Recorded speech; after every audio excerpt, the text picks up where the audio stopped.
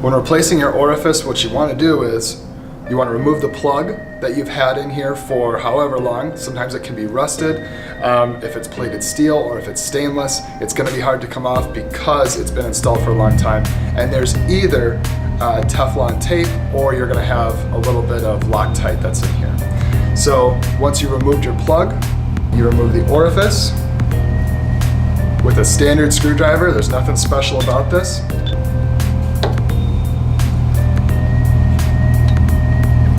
The reason you would want to do this is to ensure that the orifice is totally clear.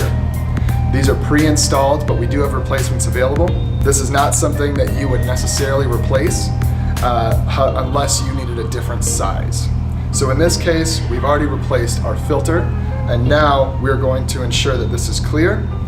If you look through it, you can see it's completely clear. If it's not, you can stick anything from a pin to a paper clip through here to make sure that it is completely clear.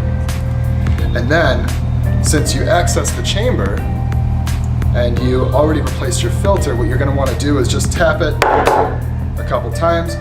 If there's anything inside the chamber, it'll fall out at that point. And then you just simply use your standard screwdriver to reinstall the orifice.